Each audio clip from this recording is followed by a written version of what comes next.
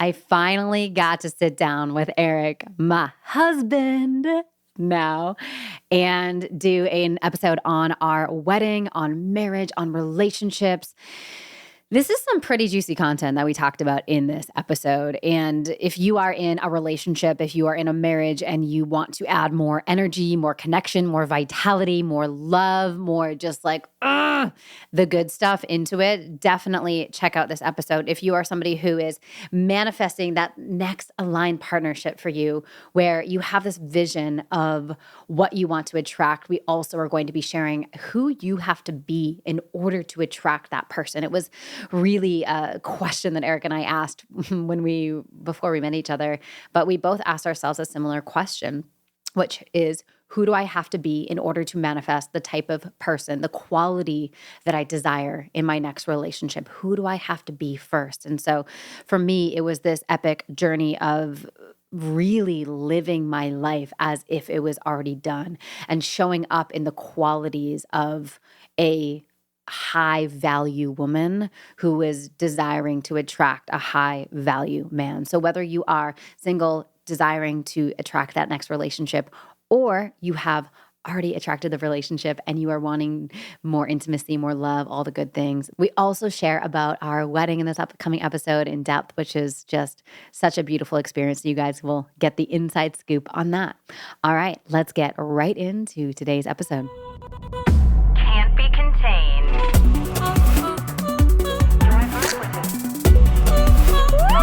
That's what I'm talking about.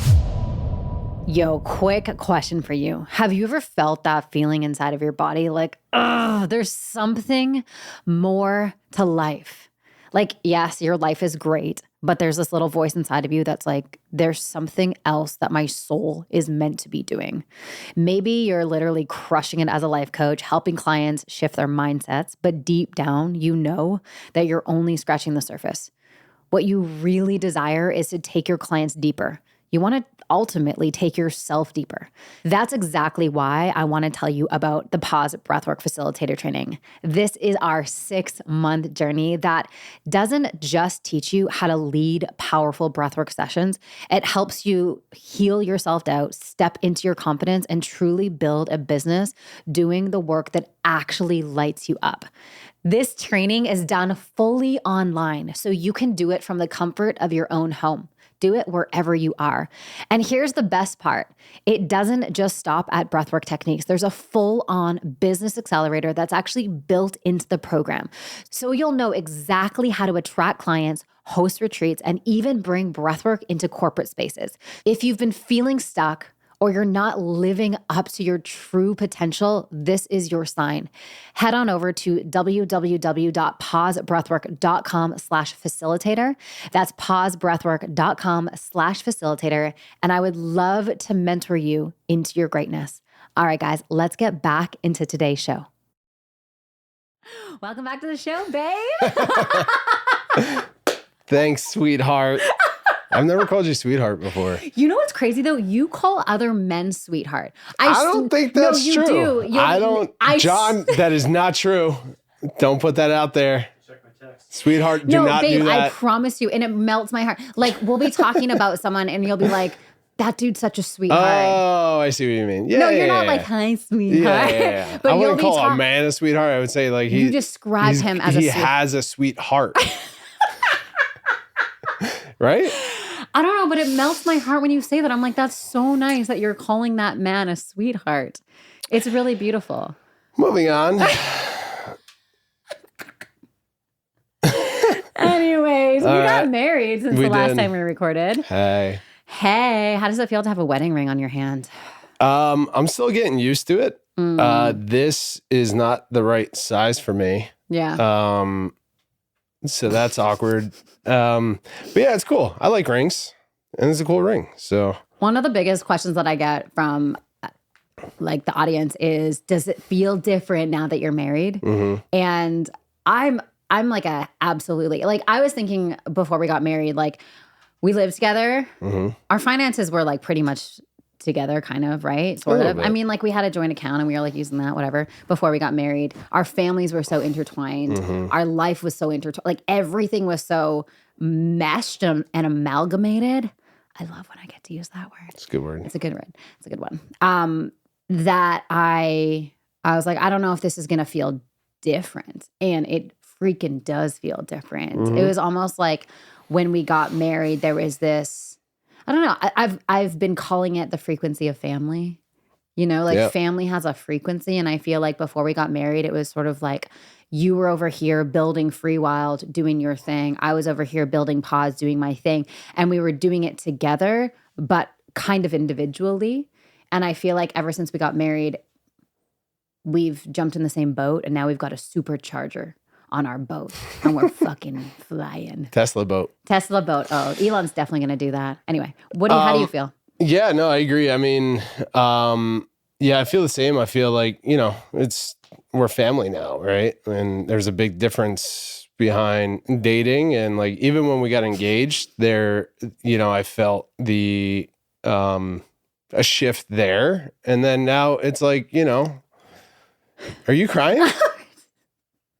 I was about to say, like, I can't go anywhere now. So, we got to make the best out of it. I just always cry when you say we're family now. I don't know. But we are, right? I know, but and we're creating a family and legacy and all this stuff, right? And I think that was like, on my bachelor party, me and the guys were kind of talking about like what marriage means to each other, and everyone has their own thing, but there was still a lot of guys that like don't understand why you would get married. They think it's just like a government way of making money or whatever, controlling people. Wait, we can make money off this shit? No. How come no one told me that? Anyway, yes. But I realize that it's, for me as a man, it's a multiplier. There's purpose now behind what I'm doing other than just myself making money for me and building my business and like doing stuff for me. It's like, it's for us now. It's our family. It's our legacy. So there's just more importance. There's a purpose behind getting up and grinding now, which is fulfilling. It's amazing. One of the things that I've loved so much is seeing the families in our church. Like we just recently started to go to this new church in our hometown, and we love it. It's like our Sundays have become so ritualistic in our household where we do the same thing every single Sunday, more or less, right? And I've loved seeing families in our church, like a really strong father figure, a really strong mother, and then like these beautiful children. And last week we were in church on Sunday, and there was these 3 boys sitting in front of us. Remember that? And they were just so full of like love and connection. And you and I both had a very similar thought in church that we shared with each other later, which was, I'm so stoked to be able to raise kids that are that awesome. And I think sometimes the family unit doesn't get as much airtime as it needs. Like there's so much, like we talk about legacy and impact, and obviously you're creating a lot of impact and legacy with Freewyld. I'm creating a lot of legacy and impact with Pause.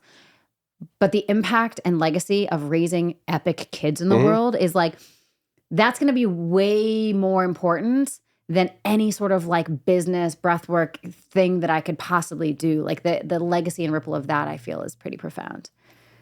Yeah.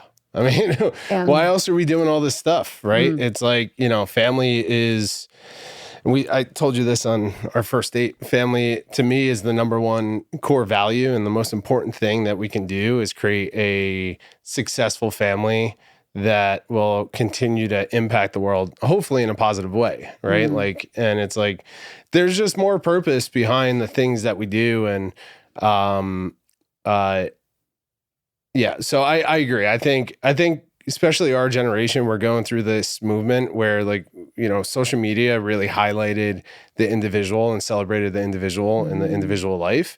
But I really do think like we've gone through this shift where we're now focused on the family unit community and how that impacts the world and celebrating that, which I think is beautiful. Yeah, I was talking to one of our best friends, mutual best friends, Austin, the other day because it was his birthday.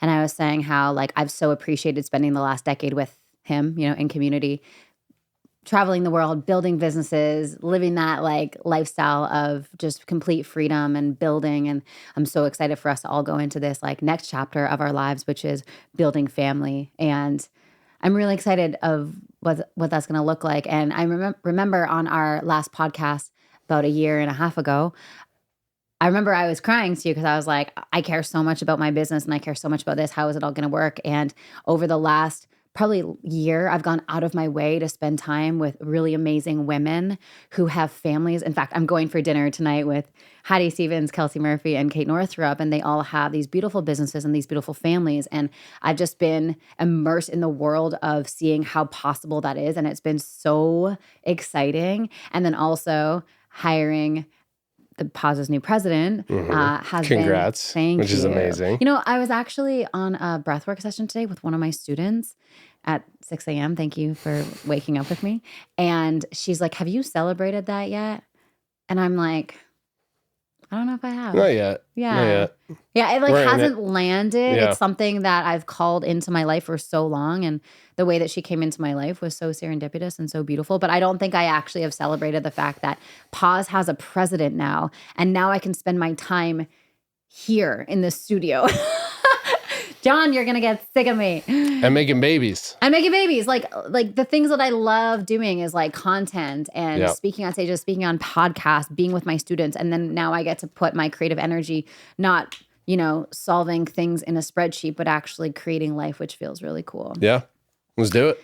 All right, let's talk about our wedding. We have not shared much about our Camp wedding. Moeller, hashtag. Oh my Lord. Do they still do hashtags? Do the kids still do hashtags? Alex Hermosi the other day was like, hashtags don't matter. I'm like, oh, really? Oh, shit, I missed that. I'm not sure what hashtags mean anymore. But anyways, Camp Moeller wedding. It was freaking out of this world. Yeah, it was amazing. What was your favorite moment? Marrying you. What are you talking about? Yeah, it was amazing. I mean, you know, I've been in California now for, I think, like 8 or 9 years. And that was like the first time that I had a chance to share the life that I built here with my friends and family from the East Coast. And it was just amazing. We had, 150 people-ish, right around there, for 3 days, just like hanging out and celebrating, and got to share Freewyld with everybody, which was amazing. Yeah, it was just awesome. It was just, for those of you guys who don't know, Freewyld is Eric's business. His whole mission is getting people off their phones. Yep. You know, just like so many people are addicted to their phones, technology addiction. Yep. And his whole mission is getting people off their phones, reconnecting with nature, with people, with food, with the things that actually matter. And he does that through these like freaking epic cabins in the woods that are just like 5-star luxury, like the coolest freaking things ever. It's so awesome. It was cool for our friends and family to be like, oh my God, I didn't know that this is what you were building. I would say that was my number 2 favorite moment. Yeah? Yeah. Cool. Yeah, because that was cool, right? Yeah. Of like, you know, I put my heart and soul into building that business and put a lot of risk. Like, I had no idea if it was going to work out or not, and it's worked out incredibly. And to be able to share our wedding event there with all the people that we love, and they got to see it and experience it, and the feedback, you know, that they had from experiencing the cabins and the property, I was just like, all right, we're in this. Yeah, we're in it. We're on the right path. We're making the right decisions, and this is awesome. Yeah, God works in mysterious ways. It's been so cool to see your journey over the last 12 months, and I'll get to that in a second. But my favorite part of our wedding, other than marrying you, like our vows, like let's just talk about that for a second. Our ceremony was insane. It was the most beautiful thing ever. Yeah. It felt so intentional. It felt so real. It felt so, I don't know. Our vows were just the best. It was so fun. Yeah. So fun. Yeah, it was amazing. It's, you know, I think another amazing part of our wedding was the feedback that we got from the people that were inspired by our commitment to each other, which was amazing. And, you know, I think the number one thing out of like the wedding was like the intention that we put behind everything.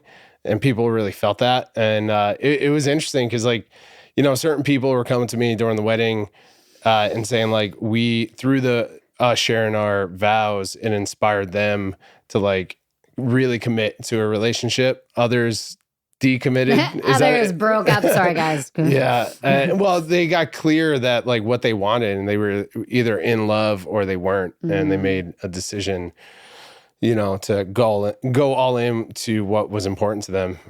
Most of them were positive, which was great. I couldn't believe some of my uncles and even my parents' friends who've been married for 30 years coming up to us, like these grown ass men in tears coming up to me, who I've known my whole life, who I haven't seen cry once, here saying, your guys' love has inspired us to go deeper into our relationship, into our marriage. I'm like, that is insane. Yeah, that was awesome. I was I was so blown away. I was just in tears the entire time. I mean, it doesn't take much for me to cry, but I was just bawling our entire wedding. I was so happy. Yeah, and then like, a lot of people implementing now the coffee dates into their relationship, which was awesome. And so it was amazing.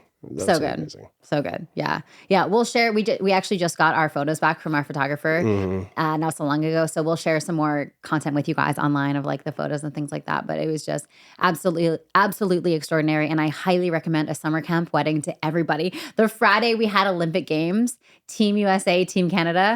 Guess who won? Okay, shut up. I know what you're going to say.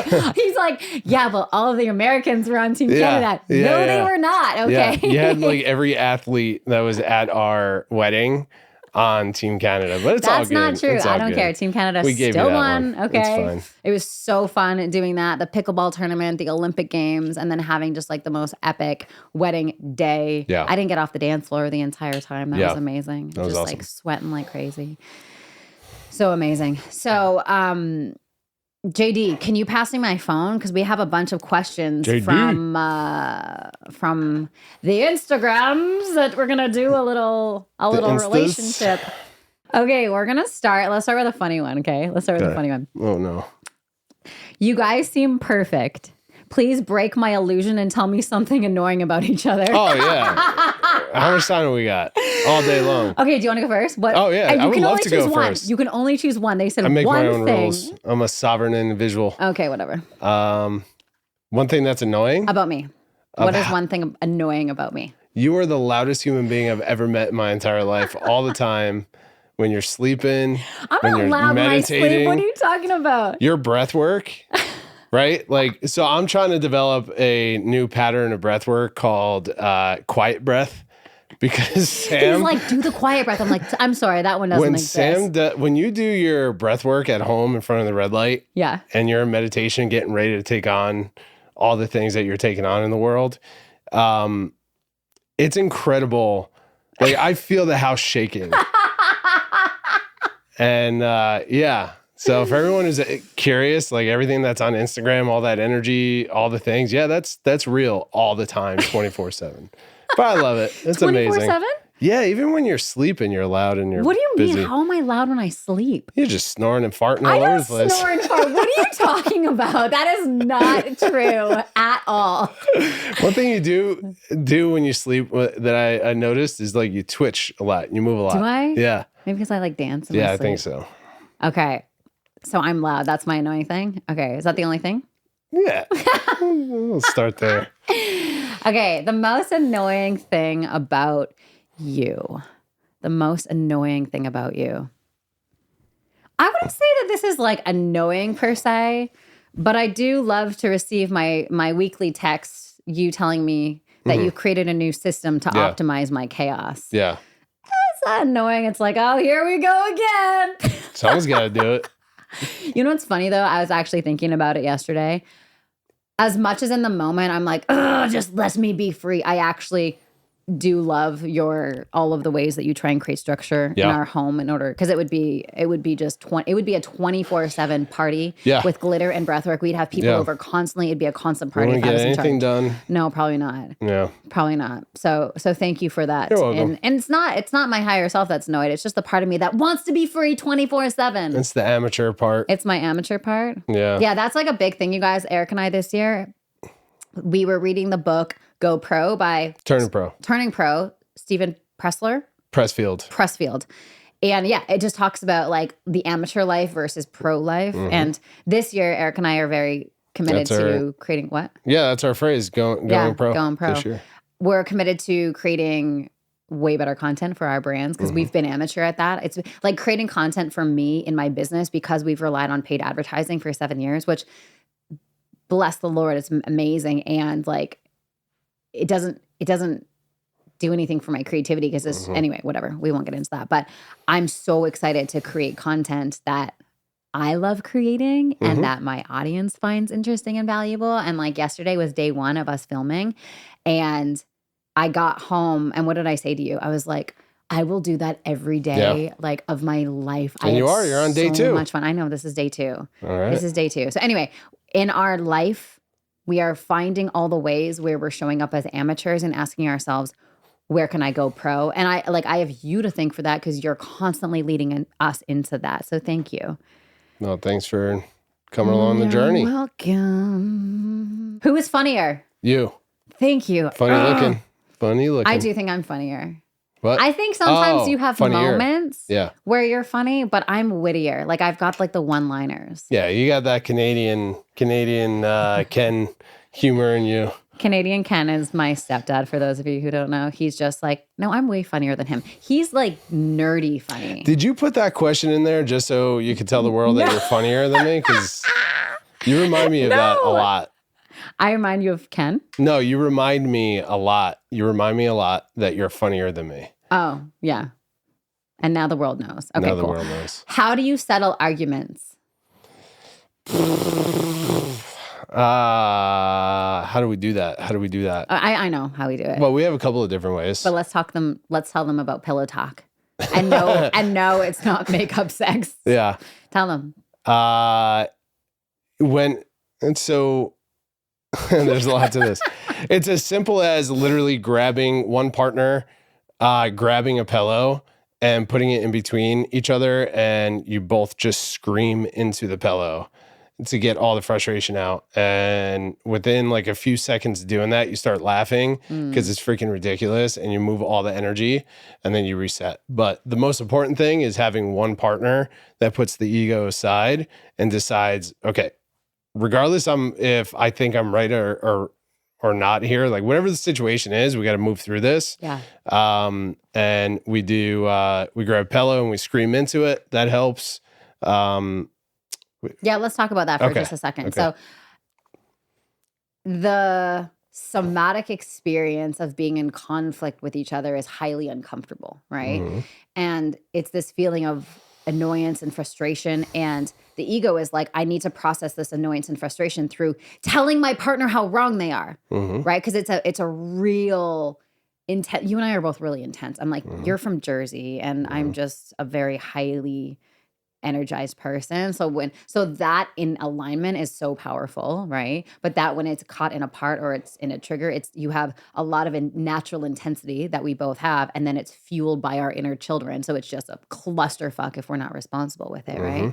And so really understanding my body is in a state of high intensity, and no matter what I say right now to my partner, it's going to be the wrong thing. It's going to be the wrong thing. We're going to offend each other. So pillow talk has been so good, or we should say pillow scream. That's probably a better word for it, because it moves the energy. And then we don't solve it as soon as we do that. We still do something called CPR, where we chill, we pause, we relax, right? CPR. And then once we're feeling aligned and our inner children have calmed down a little bit and we're a little bit more clear-headed, then we can come and discuss it. Or sometimes because of our coffee dates, because I know every single Sunday we're going to be checking in with each other.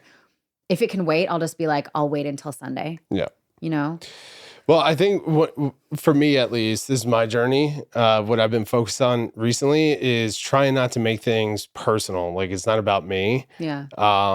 Even when it's like, if you're super upset about something and we get to that point where, like Stoics talk about, you don't want to get to the emotion of rage, because once you hit rage, you lose control of everything. And rage takes control of your body, your mind, your speech, all of that. And it's a practice, literally a mindset practice, to recognize where you're at and what emotion is controlling the conversation and your state. And for me, I'm doing my absolute best at all times, no matter the situation, to prevent myself from getting into rage. And once I notice that I'm there, and it's like us like screaming or yelling or just like whatever, disrespecting each other in a state of air quote rage, right? It's like, then all it takes is for the one person to decide to take a step back, check their ego. It's not about submitting to you being right and me being wrong. It's submitting to the emotion and saying like, okay, we need to do something to break the pattern here. And for me, I know if I go and grab a pillow and just put it over your face and start screaming, and you start screaming, we start laughing, you start crying to move the emotion. And we I have yet to see him cry. we say CPR. Yeah. And CPR just means like we're going to go in different rooms and just chill. We're not running away from each other or the problem, but we're going to create distance. But we're not running from each other, right? And then we're going to come back once the emotions have moved to like talk through stuff. And it takes a lot of discipline to do this, and it takes a lot to break away from that. But I think both of us always have to remember that, and always have like, I think also if you're in a, like we're very competitive people. So if we have it in our mind of like, I want to be the one to like, to break us out of this and break the pattern. Yeah. As long as we're both doing that, we'll move through conflict a lot faster. 100%. 100%. Yeah. So yeah. Yeah. Just self-awareness at the end of the day.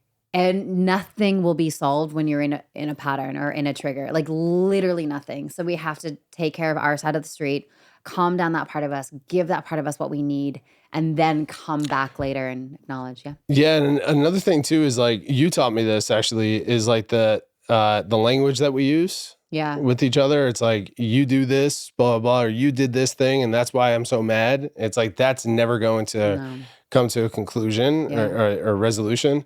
So one thing that we use a lot is opportunity growth in our relationship, right? So we use those statements a lot of like, hey, I see an opportunity of growth for us to communicate differently about this thing. Yeah.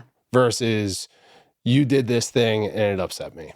Using I statements versus you statements. So anytime you use a you statement, like you did this, it's never going to land well. But when we say I statements, like I'm aware that this is my experience in this, or I like taking responsibility for your perception, because perception is just reality. Yeah. And again, it just takes practice. Okay.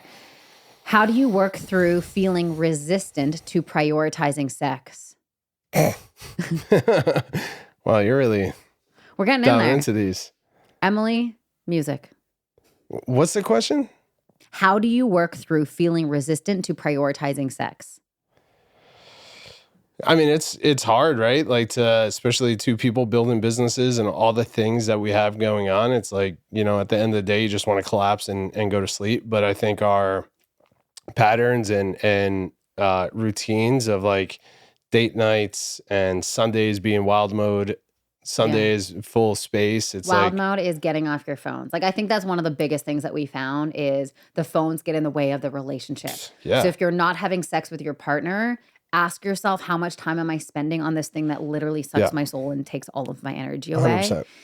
That's a huge one. I would say if you are not having sex with your partner, don't worry about the sex thing. Worry about how much time am I spending on my phone and how can I minimize that? Because if you do, then what's going to happen is you guys both will be more present with each other. When you're more present with each other, you feel more emotionally connected. When you're emotionally connected, sex is a byproduct of feeling emotionally connected. Like I always notice if you and I are going through like a little dry spell, I'm like, oh, wait a second, we're too busy. We haven't prioritized space of just being present with each other, agendaless space, not going to the next thing and going to the next thing and going to the next thing. Like, can we just have hours and hours and hours being with each other without the phone, without the computer, nothing? And in our house, that it looks like our sauna and our cold plunge and our fire outside and our living room and putting the candles on and cooking food and just being with each other without any external influence. Yeah.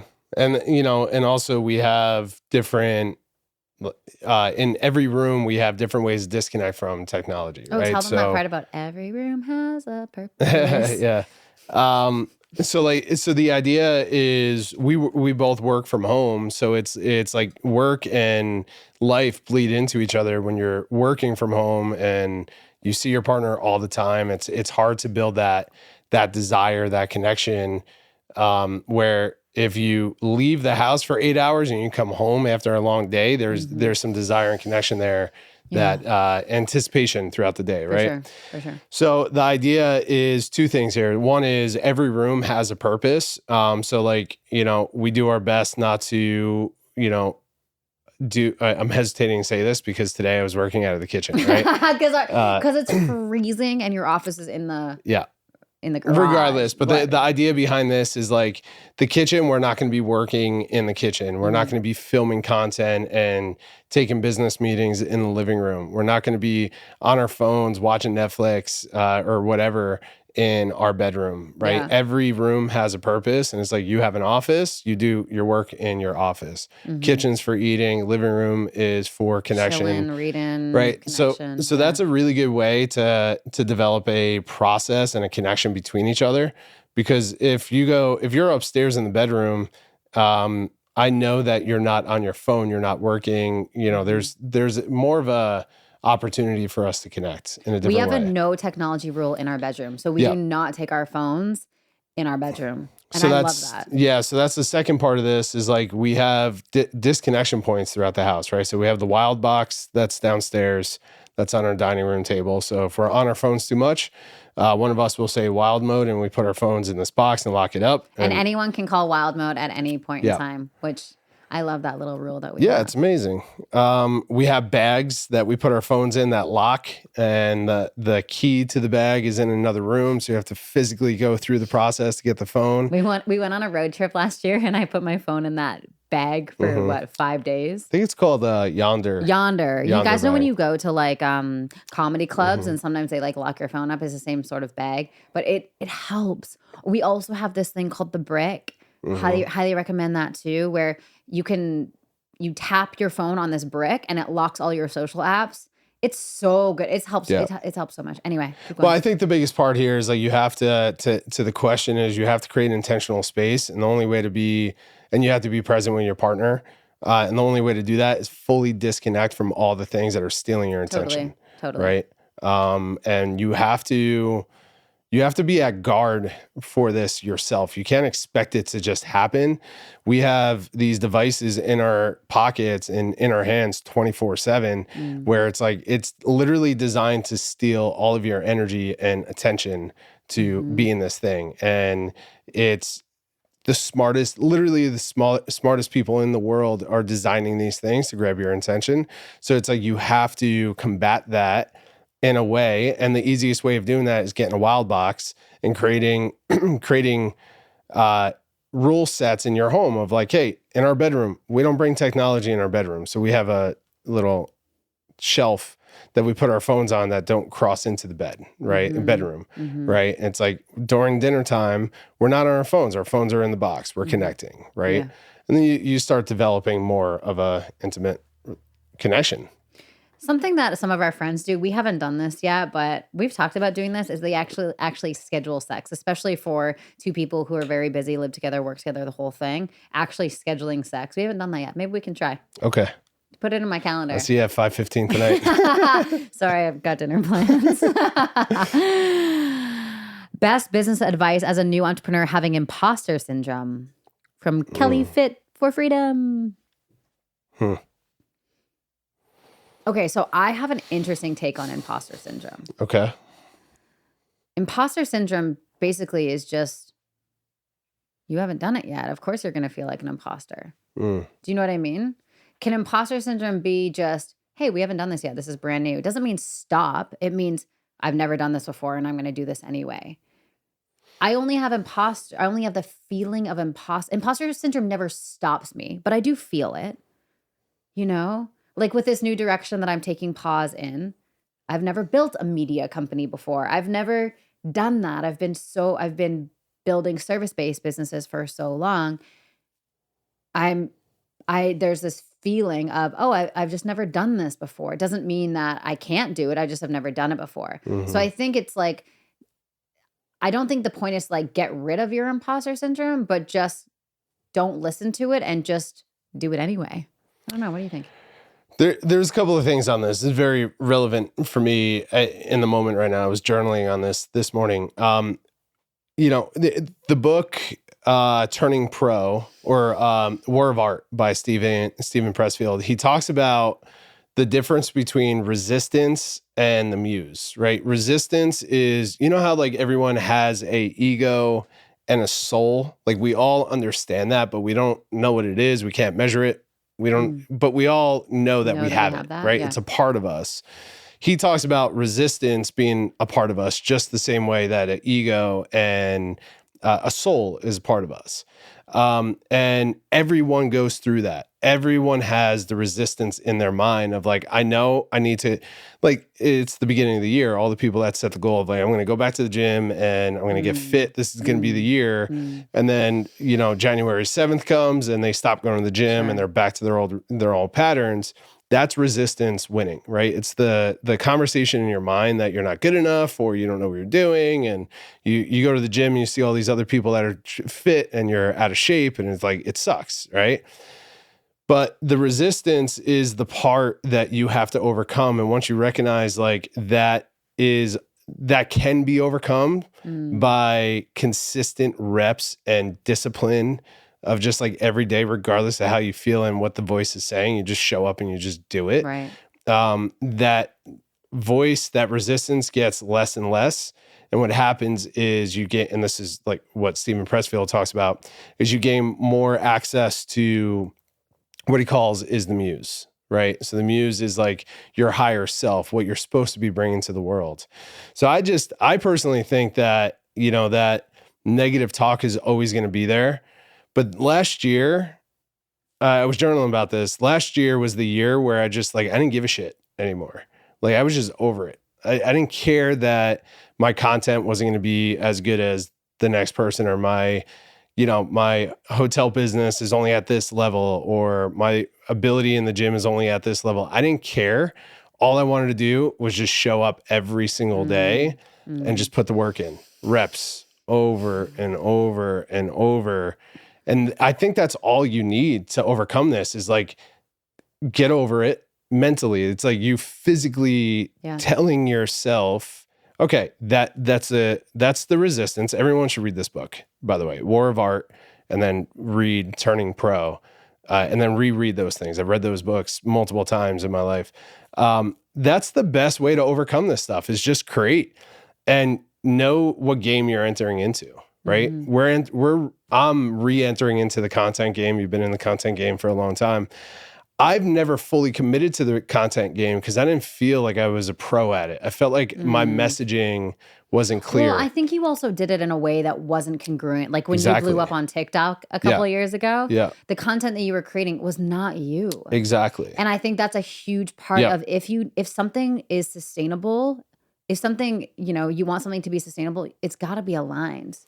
Well, and that's the thing. It's like you have to just continue to pump it out because if you're part of I look at Freewyld and I look at the content game, this is a long horizon. I'm looking at a 10, 15 year game, right? Yeah. And it's like all you have to do is every single day do the thing that you want to do. And it's not going to be good now. It's not going to be good later. But if you do it for a year, you do it for 2 years, it's going to get good, really good in a year. It's going to get great in 2 or 5 years. Sure. You're going to become a master at it in 10 years. Yeah, right? Absolutely. Play that game and you get over that shit really fast. Yeah, it's like, can I just let myself feel the feeling of imposter syndrome and just do it anyway? Do it anyway. What's that famous book? Feel the fear and do it anyway? Feel the fear and do it anyway. Susan Jeffers. It's one of my favorite books. I think that was one of like the first books that I ever read on business. Yeah.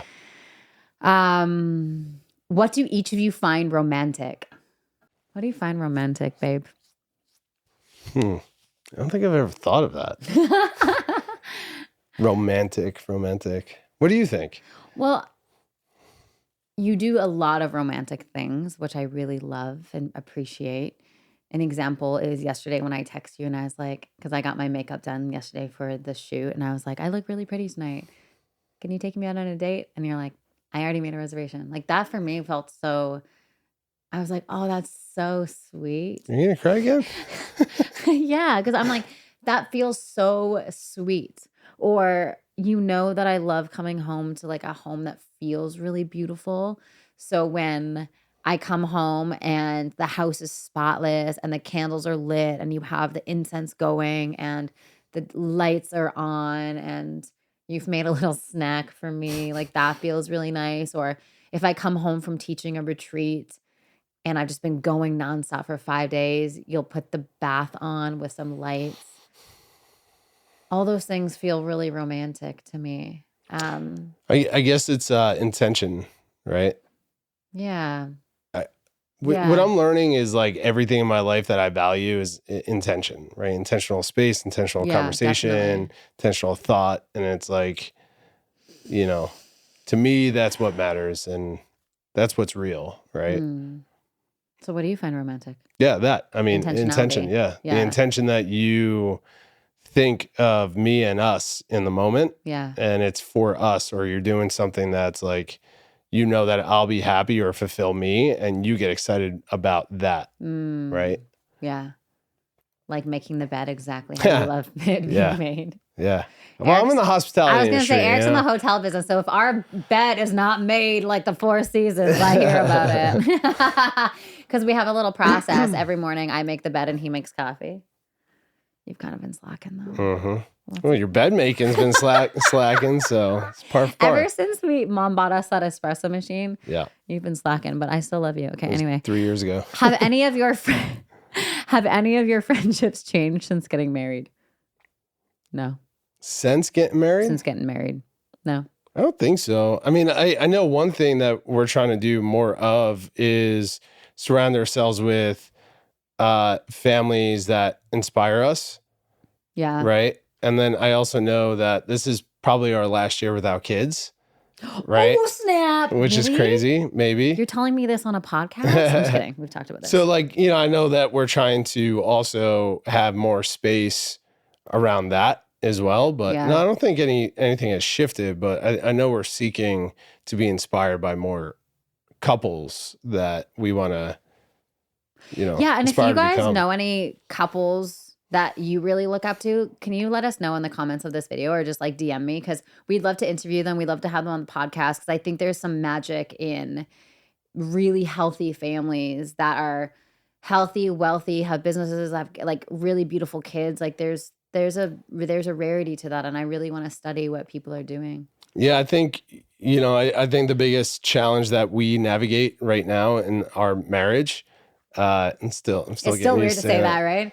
Our marriage is the fact that we're both growing businesses and we want to have a family, but we also don't want to give up these parts of us of growing these businesses. So like we're really looking for families that have done that, right? Where there's a entrepreneur aspect to that of understanding how do you raise a solid, connected, present family while you're also pursuing these ambitious business career goals. Totally. Yeah. And they're out there. And if they're not, we just create it in the way that we know best, Are you aligned when it comes to finances? How are you navigating through that topic? Ooh, that's a really great question. I think so. I would say so. We're still learning. I personally love finances. Like I find the whole thing very exciting. I really love money management. I really love investing. I really love finding ways that we can circulate our wealth and invest and set up financial freedom. I got really excited about it actually in 2018 when I went to the Tony Robbins Financial Freedom Mastermind in Whistler. And I walked into that room knowing like a little bit about finances, but not much. And I really got schooled in the topic of finances. And I find it really exciting. I think you and I are super aligned when it comes to spending, saving, what's important. Yeah. We had this conversation the other day of like, and we're learning how to bring those two things together, right? Like two individuals who've just been focused on our own finances and wealth throughout the years are now trying to come together and understand how do we merge this as a family. Yeah. But yeah, I think we're full alliance. And like we have we call MF4. Yeah. Right? Let's tell them about MF4. What's it stand for? Moeller Financial Freedom. Mueller Financial Freedom Fund. We're missing an F. There's 4 Fs. Oh, family. Mueller Family Financial Freedom Fund. I think it is. Yeah. Okay, whatever. Anyway, the idea behind this is like, as we study wealthy families and like how they've created wealth and together, and then also how do they set up generations past them to learn from our journey of building businesses and wealth and all that. Like, how do we set up the Moeller family to be financially free and educated and growth oriented? So we meet once a month to go through our finances and like, our expenses and trying to figure out what we can cut and put towards investments and, lifestyle changes that we need to make, right? Like a big one this year is like cutting back on unnecessary, unintentional travel. Last year we just did so much. It was nuts. Travel for like luxury. It wasn't for work. It was just luxury. It was weddings. And it was fun. It was amazing. Great. But we were exhausted. Yeah. We were exhausted. And so this year, just being more intentional about the travel that we do choose to do. Yeah. So anyway, I think it's like conversation, and then we have a structure that we go through in the finance stuff. And, I think the biggest thing that relationships struggle with is just communication, right? At the end of the day, it's like same thing. We show up for our business, and that's what I realized is like we show up for our businesses. We have our meetings, our finance meetings. We have our one-on-ones with our team members. Yeah. We're solving problems. We're connecting, all this stuff. Why wouldn't we do that in our 100%. Relationship? And some of our friends, when we first started doing, because the 3 non-negotiable things on our calendar is date nights on Thursdays, coffee dates on Sundays, and then once a month doing this financial meeting. And some of our friends are like, that's intense. That's crazy. Why do you guys have so much structure? I wouldn't have it any other way. I don't know if we would have gotten married if it wasn't for the coffee date. Honestly, I don't think we would have. Yeah. Because we were not seeing eye to eye for so long on so many things. And it took us to get into those really, really, really hard places and actually have the most courageous conversations. Like there were multiple times where we're like, should we still do this? Remember back in the day, like right after we got engaged, actually, it's like, does this actually make sense? And now looking back on it, I'm like, holy shit. Like I can't believe that we were having those conversations because those problems that seemed so insurmountable back then seem so irrelevant today. So like what's actually possible for your relationships, for the people in your life when you really talk about the shit that matters and don't shove anything under the rug. Like I bring you everything because I don't want to harbor resentment. I don't want to feel like all of this anxiety, around our relationship or whatever. I don't want to have I don't want to have thoughts of like, I don't know if this is going to work. I don't want any of that. I want to metabolize it and clear it through. And if we didn't have that sacred time every single Sunday after church to go through that, we would not be here right now. Yeah, I agree. So it makes me wonder like how many relationships are savable? Yeah, I mean, look, everything, I say this about business too, right? Like last year you went through a lot of challenges, problem solving in your business. And, a big belief that I have towards business, any size business, is all you're doing is constantly solving problems. Yeah. And that's the game, right? That's literally the game that you're choosing to sign up for, is like you're solving problems for your team, for your customers, for the market, like all the things all the time. Yeah. So fall in love with solving problems.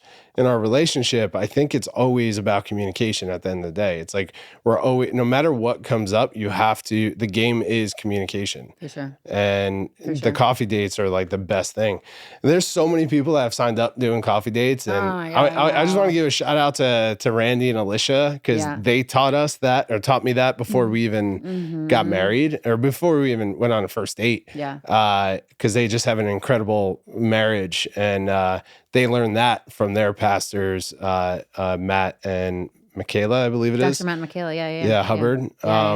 So it's been being passed down. We refined it for ourselves to what works best. But at the end of the day, communication, it's like, and it kicks off with appreciations and it goes into areas of growth, right? Opportunities of growth.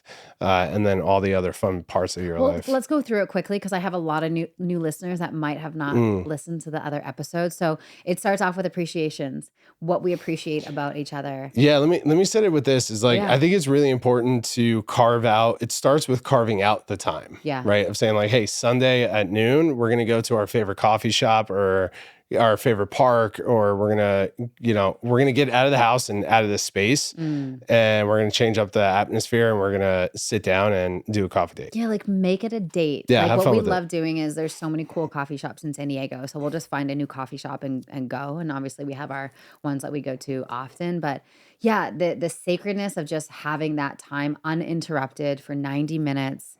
You could get it done in an hour. You could probably get it done in half an hour if you really. We've done it less. We've been flowing recently, yeah, because it's been moving. But having that time on your calendar is just vital. So okay, we then start with appreciations. So each person takes a turn. So Eric starts with appreciations. He says all the appreciations to me, and then I go, did I miss any? Or you say, did I miss anything? Yeah. So the idea behind this is like, you just want to, and it could be the smallest things, right? It could be like, hey, I appreciate that, yesterday I came home and you organized the house. That felt good, right? It was clean. Hey, I appreciate the way that you've been showing up and speaking to my family and connecting with my family. That feels really good. Hey, I appreciate you cooking dinner last night. Like, I love that. Thank you.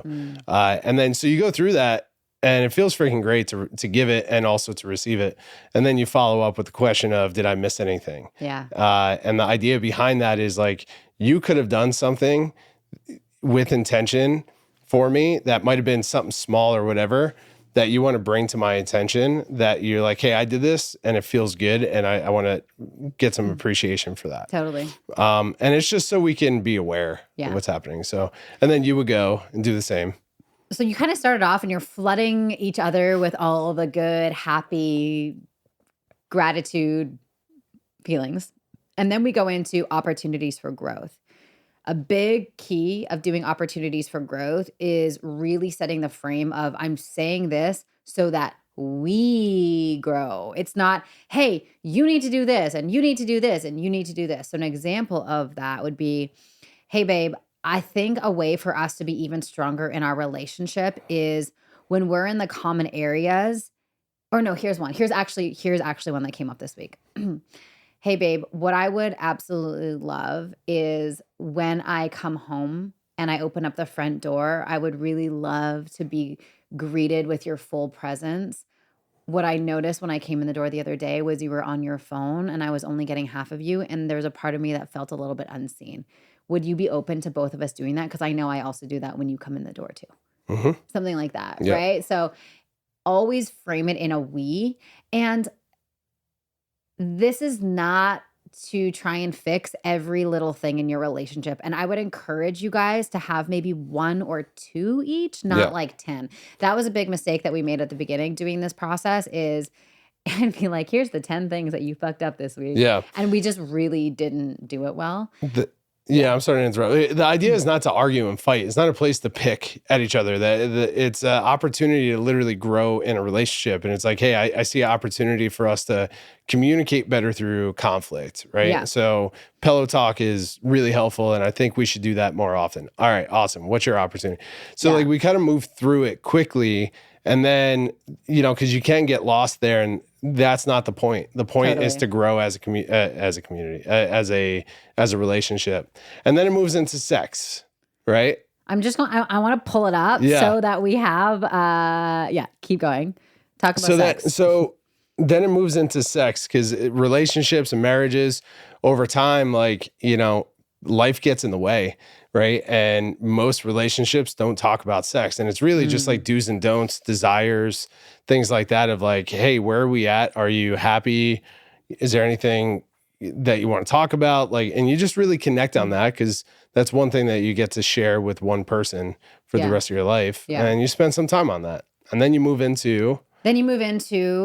Travel. So then we sort of look at our calendars and we figure out, okay, when are we traveling and how can we really make sure that we're hanging out and doing things. If I'm, running a retreat for a week, then I want to make sure that we spend a lot of time before I do that. So it doesn't feel like I'm gone forever from you. Yeah. And to be clear too, for people that are listening, it's you may not have a life where you're traveling as much as we are, but you may have kids and all, hectic schedule and all this stuff. That's the time to come together. It's basically and connect. Look at the calendar, look at your travel, look at all the things that you're doing. How are you doing life together? Are you aligned? If you do have kids, it's hey, I'm going for dinner with the girls tonight. Are you good to stay home with the kids? Yeah, amazing. Great. Got it. Right. Or do we need a sitter? Whatever it is. So it's just like a time to really like drop in and plan.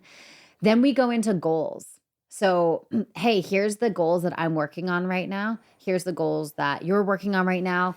Just to give each other context of like, what are those important things that we're working on in our business right now? So at Pause, I have very specific goals in this quarter that we're doing. One of them is launching our content team and launching our content strategy. And so just Eric knowing like, hey, this is my goal. This is what I'm focused on. And, whether it's a health goal or a business goal or a personal goal or whatever it is, it's just really checking in on that. We know what each other is working on because we do our like annual goal setting, but just on a weekly basis, like, hey, how you doing with that? And is there anything that I can do to support you in that? Yeah, exactly. I think the most important part is like, how can I support, right? And then it's also an opportunity to share like, hey, this upcoming week, I have a lot on my plate and I may not be as present. Totally. Because I'm mission focused right now. Yeah. And it. So again, at the end of the day, it's conversation, right? So like I think the most important parts of this is like the conversation about what you appreciate about each other, the areas where we can grow as a team. Our intimacy connection is really important because most people don't talk about that. Yeah. How are we doing life together? What is inspiring us, and how can we support each other on that on that journey? Yeah. And then there's two more. So the next one is fun and play. So we look ahead and we're like, for two busy entrepreneurs, we can get very like in our work stuff. So then we go, okay, what's fun on the calendar? And like this one is like definitely more for me because I feel like my appetite for play is just extremely high. If I'm not playing, I just get really miserable. So we look ahead and it's the winter right now. And my favorite freaking thing to do in the winter is snowboarding. So we look ahead and it's like, okay, do I have enough snowboarding days on the calendar over the next 30 days to like satisfy my appetite for that? Because it's really important to me. It's this weird addiction that I have to snowboarding. I'm freaking obsessed. It's awesome. Right? Or we'll be like, oh, we really want to hang out with Jack and Jackie this weekend. Okay, text Jack and Jackie, see if they're free. Let's get something on the calendar. So I think oftentimes, especially as busy people, we can text our friends to be like, we need to hang out, we need to hang out, we need to hang out. And then we never do. So we really like take that time to text our friends, book the tickets to wherever we're going, whatever it is, and prioritize that. And then the final one is we just take a couple minutes and we end on vision. So we start on appreciations, we end on vision, and we end on vision to just go like, let's talk about like where we're going. Let's talk about the vision of the next 3 to 5 years is sort of the vision of, Eric and I have some really, really, really big goals and really big visions, not only for our family and creating life, but just how we see our life working with our parents and sort of the structure and the setup of that. And so we're like, hey, are we still on track to do that? And what does that take? And just holding that higher context of where we're going is so powerful as we're doing the day-to-day, because it just allows us to really feel into, we're doing this for a greater context and a greater purpose. Yeah. I love it. It's powerful. We're running out of time. John just told me we only have a few minutes left. Okay, so we got time for one more question. All right. How about we do rapid round? We'll go quick with responses. Boom, boom. We can try. Let's Okay. do it. What is your annual vision planning for your relationship look like? Very simple. We at the end of the year, we do a reflection for the year and we celebrate the reflection. We do individual goals for the upcoming year, and then we set 5 relationship goals, up to 5 relationship goals, what we want to accomplish, and how it's going to feel, what we want to create in the world. And then we write it all down, we post it on the wall, we see it every day, celebrate it, and then we check in once a quarter. Yeah, so personal goals, business goals, couple goals. Yeah. And we just actually started doing our couples goals recently. This was only our second year doing it, right? We just did it last year. And that's always beautiful. It's always beautiful to just have the 5 things or the 3 things. And I learned this year to not worry so much about the number of goals, but is it the right thing? Exactly. And we, over the last couple of years, we set like ridiculous goals. And I realized I'm like, that was a ridiculous goal and it doesn't even matter. Like, I don't even care that I didn't hit it. So it's like this year, the goals that I set are very achievable. and it feels exciting to hit them. And I know a pathway to do it and a system to do it. Okay, let's do one more. For someone who's beginning the wedding planning process, what do I need? What do I need to know that I likely don't? Hire Christine Shipman. Shipman. Yeah, seriously. From San Diego, because she is a lifesaver. She really is. If anyone is getting married, like, and wants the best wedding planner you could possibly find, this woman is an earth angel. She really is. She's amazing. She made the process so beautiful, so easy, so incredible. So that's number one. And I would say number two would be have a very clear, aligned vision. Exactly. Yeah. Is that what you were going to say? Well, I was going to say, like, in the hiring process, what I learned is that you have to find somebody that understands how to communicate to both partners, right? Mm-hmm. It's not just one-sided and, the husband's going to follow along and not be involved in it. It's like Christine did an incredible job at connecting with you on your heart level and like the vision of what you wanted and the fun. Yeah. And then she connected with me on the structure and like this decision making, so I could just move through it with you. And she understood how to dance with both parties here. So that's what I was going to say. And then of course the vision. You have to have an aligned vision. Have an aligned vision. We both knew that we wanted, at first we called it a Freewyld festival, Freewyld wedding. And so it was very much in the brand of Freewyld. And for those of you who follow at Stay Freewyld, you can kind of see that. That was like our inspiration.